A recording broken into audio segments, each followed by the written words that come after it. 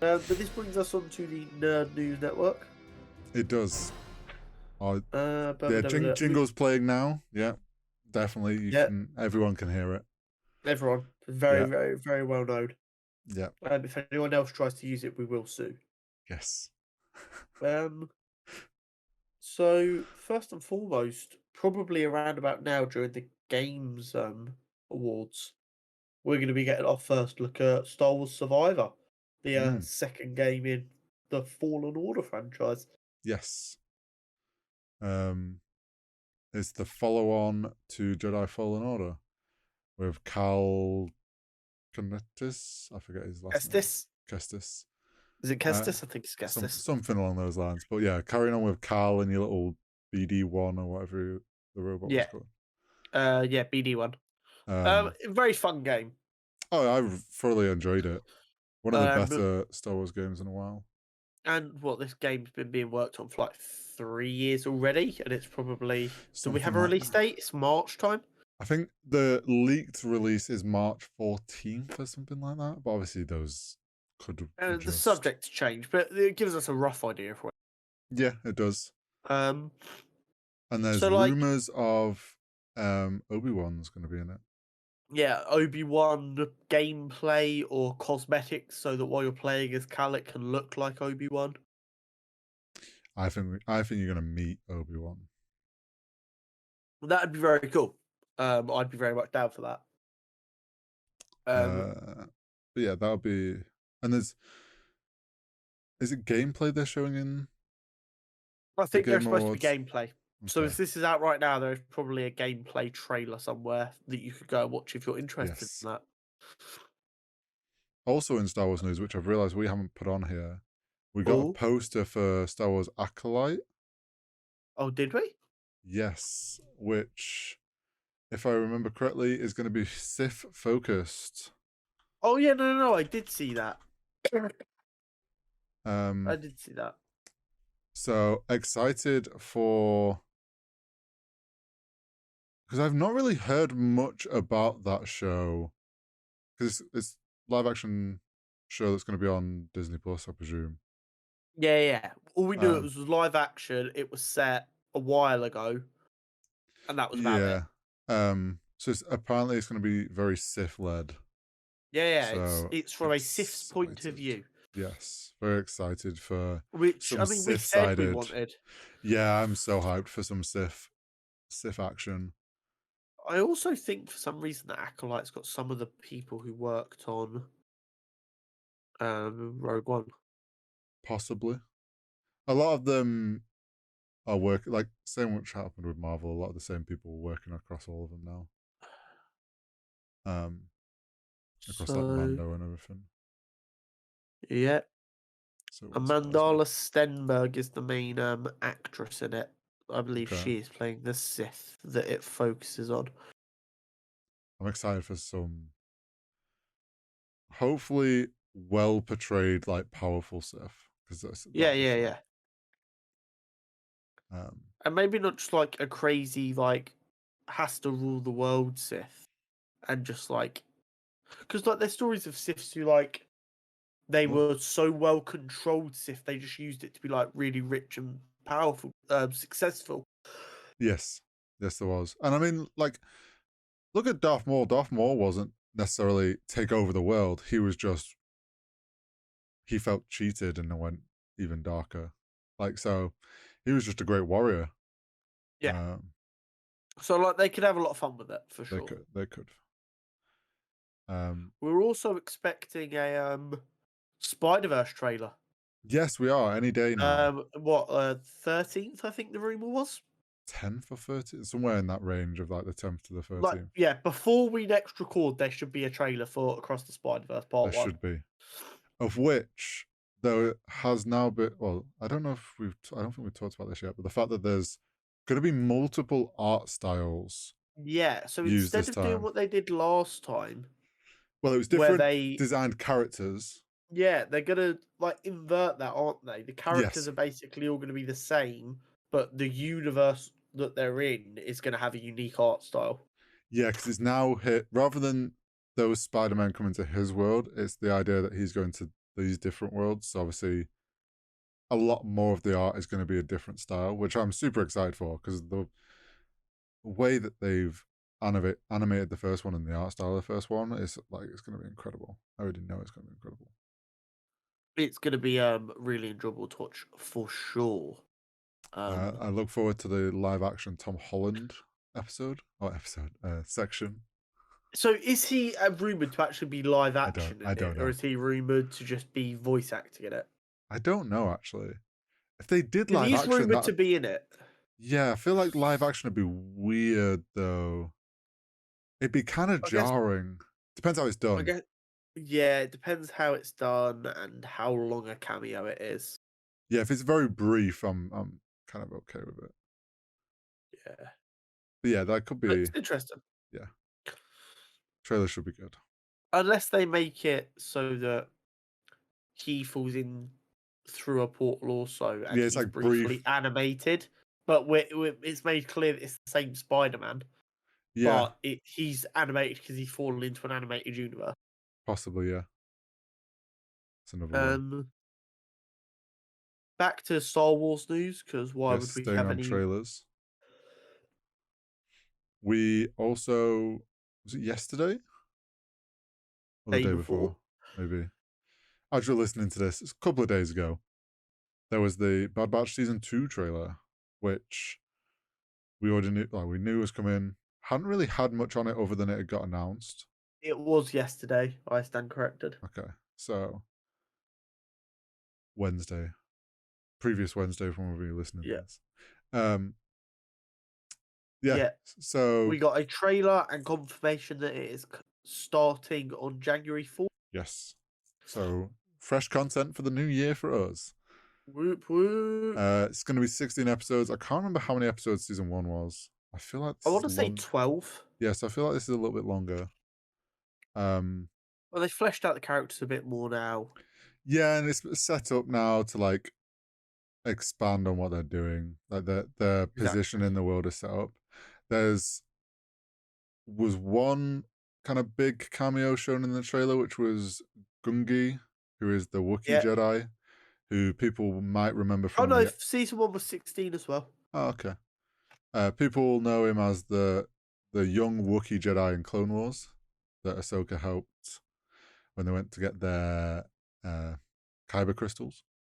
Yeah, there was the episode where you had loads of young Jedi going to get the kyber crystals.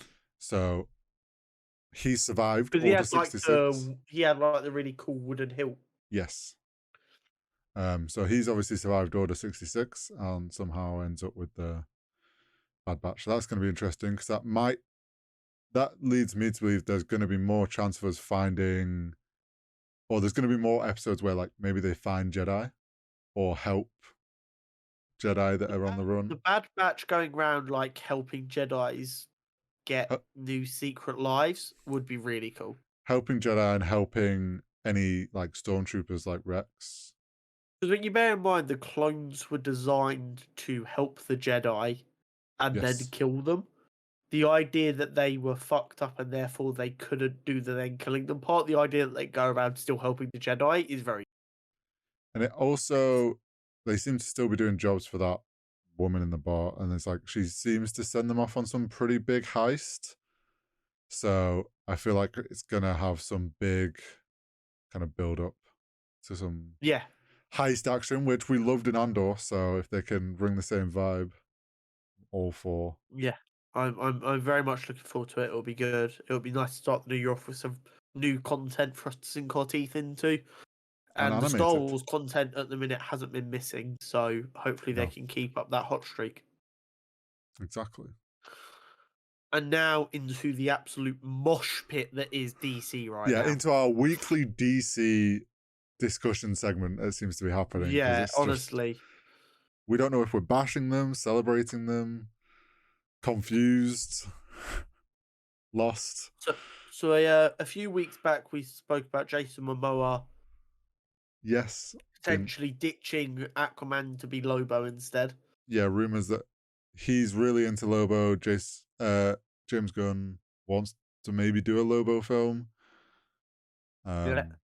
And there seems to be a bit of fuel being added to that fire with rumors that Aquaman 2 is going to end the Aquaman franchise so that Jason Momoa can then be cast as Lobo for a reboot. Do you know what I think's happened there?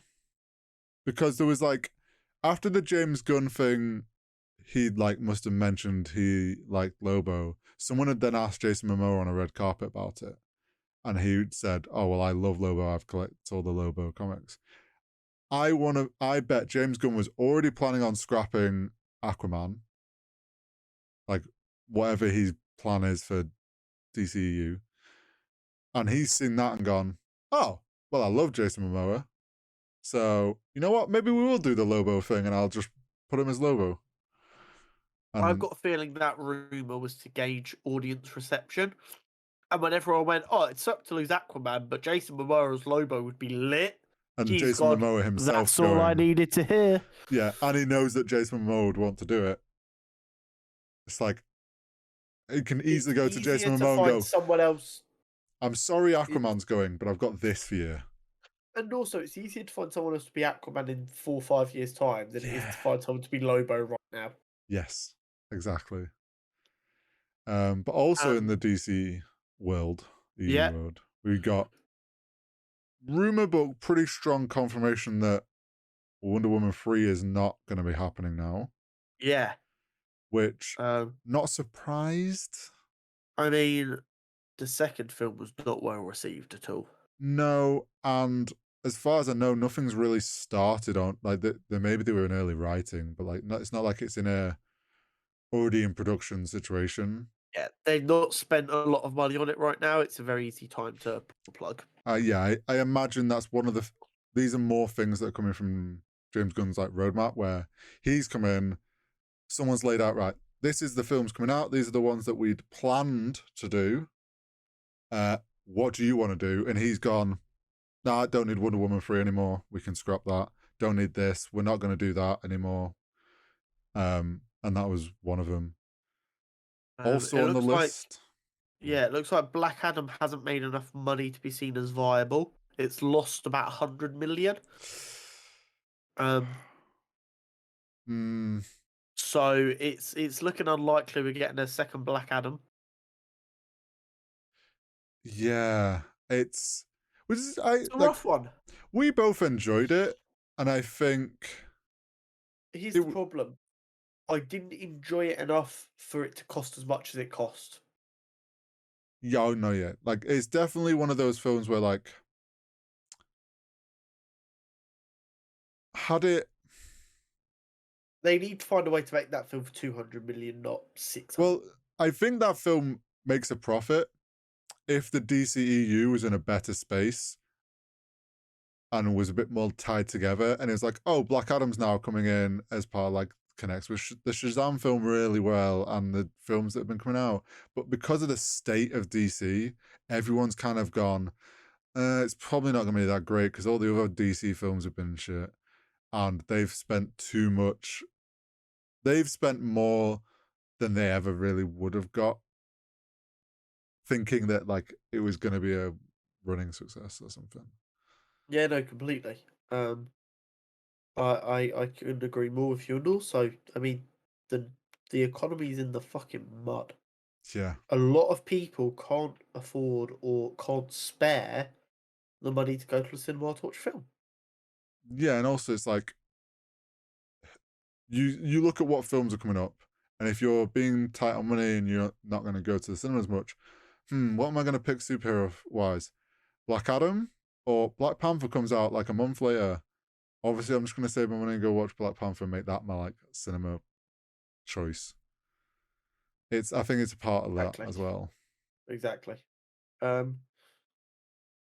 We've also got a release date for the Blue Beetle film, which seems to have survived the cut.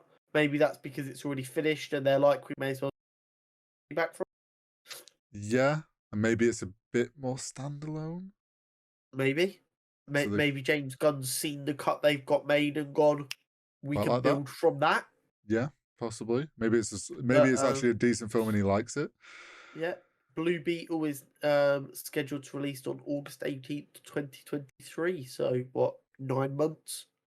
8 months? Oh yeah. Not far then. Then realistically, well, we say that, but for DC, that could mean it comes out in 2025. Yeah, who knows? Who knows? So there is 2 ways to look at Aquaman, Flash, and don't mind Connor, he's having a coughing fit.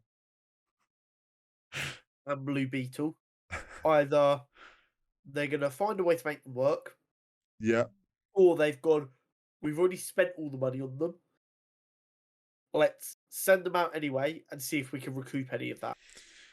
Yeah, I think we've said it a few times that the worry is Flashpoint's going to come out and do some weird shit with the storyline and the grand scheme of things. Aquaman's then going to not really mean much. And then in the grand scheme of things, if James Gunn doesn't even want to continue with them, they're kind of pointless story-wise. So realistically, them being released is just trying to recoup some money, minimizing loss. So yeah, I think also on that is like there's a rumored cameo in Flashpoint for Superman. Yeah, which is again weird. Currently, apparently, it's unsure if it will make the cut for the film or not, which I think ties in with this whole Man of Steel 2 is also up in the air at the moment. I think what we'll probably have found is Warner Brothers have gone, let's get Henry Cavill back. And they've signed whatever deal it was that he's agreed to be Superman again. He starred in Black Adam 2 as a little cameo. Public loved it. Everyone was happy to see him back in the suit. So then they've probably had shelved Man of Steel 2 was probably like on a shelf somewhere for a while. And they've pulled it back out. And I think what's happened is James Gunn's deciding whether he wants to scrap Man of Steel 2 and just start a fresh Superman, or keep Man of Steel. So then he's deciding whether that keeps in the cameo in Flashpoint. But if he keeps the cameo in, that means Flashpoint gets tied into everything. It's like this weird mess of threads that James Gunn's trying to figure out what the fuck to do with. It's like everything's knotted up and he's trying to untangle it and find out actually what's the thread to hold on to. Yeah, no, I completely agree. I think at the minute everyone's kind of in a wait and see what happens. Yeah. And as a result of that, no one has a fucking clue what's happening. All I picture at the moment for James Gunn's like day to day is he walks into an office with like a massive conference table and it's like loads of pieces of paper with like the film titles, what came out, strings connecting stuff, and then it's like what's to release and ready to go and what was planned for the future. And he's like putting like a red dot on or like crossing off the ones he doesn't want, and he's trying to figure out how to kind of make a sense of the mess that is DC. Yeah, 100%. I completely agree with you. So they're also presenting to Warner Brothers next week or something. Yeah, so it looks like they have their roadmap, or a version of their roadmap at least, that needs to be presented, which is going to be done next week. I don't know if that information is going to be made public pretty sharpish, or if we're just going to be dealing with leaks or what. Leaks and rumors, probably. That might be it gets presented there, and then the week after, as long as it's all agreeable, it gets made public. Who knows? Yeah, we'll start getting like drip fed. Well, because they're like a publicly traded company, big stuff like productions getting 100% scrapped and stuff getting greenlit will get out pretty quickly. Yeah. So if anything from it starts making things happen instantly, we'll know pretty sharpish. So we might actually have a lot to talk about next week, potentially. It might be less hypothetical and more realistic. We might be able to say we were right or we were very wrong. Exactly. But yeah, hopefully some good stuff comes.